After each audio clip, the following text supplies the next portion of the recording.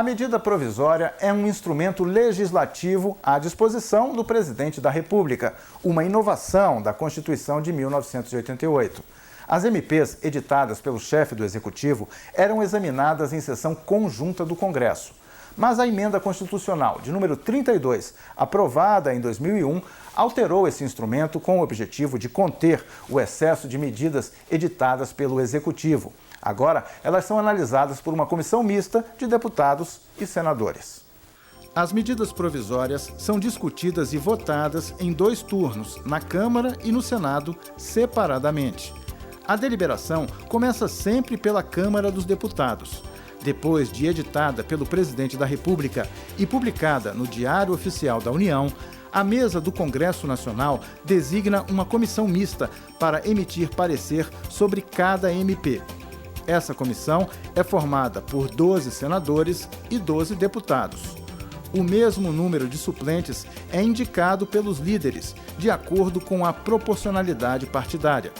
As bancadas minoritárias têm direito a pelo menos uma vaga na comissão, mesmo que seus representantes não tenham sido escolhidos inicialmente.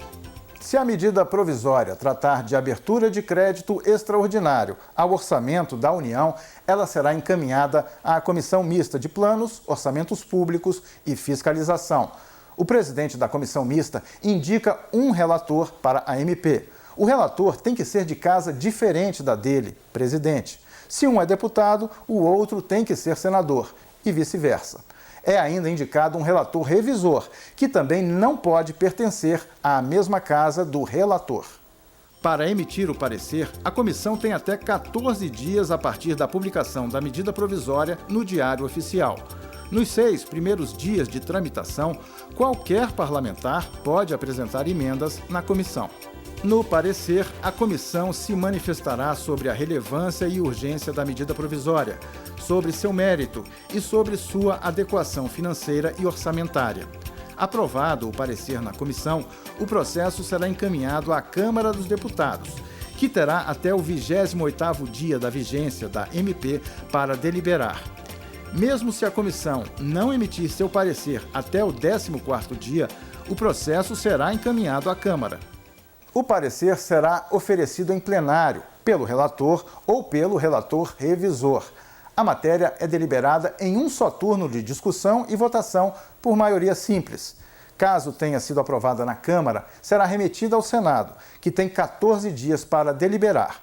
Se o Senado aprovar emendas à MP, estas retornarão à Câmara, que terá 3 dias para analisá-las. A medida provisória tem vigência por 60 dias. Se não tiver sido examinada nesse prazo, terá sua validade prorrogada por mais 60 dias. Esses prazos não são contados durante o recesso parlamentar.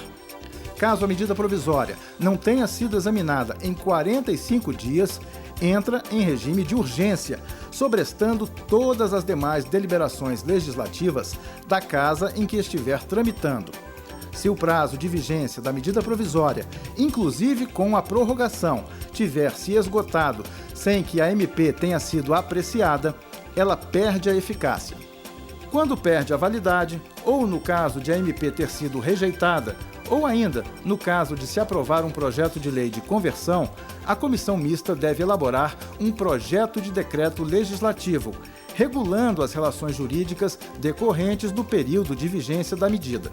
Se o decreto legislativo não for editado em até 60 dias, essas relações jurídicas continuarão sendo reguladas pela medida provisória, mesmo não estando ela mais em vigor. Quando aprovada nos mesmos termos em que foi editada pelo presidente da República, a medida provisória é promulgada pelo presidente do Congresso e o texto é enviado para publicação como lei. Se, entretanto, houver alterações na MP, é apresentado um projeto de lei de conversão, que, se aprovado, deverá ir à sanção do presidente da República. O presidente da República poderá sancionar o projeto de lei de conversão ou vetá-lo. No segundo caso, o veto ainda deverá ser apreciado pelo Congresso Nacional em sessão conjunta. O presidente da República não pode reeditar, na mesma sessão legislativa, medida provisória rejeitada ou que tenha perdido eficácia por decurso de prazo.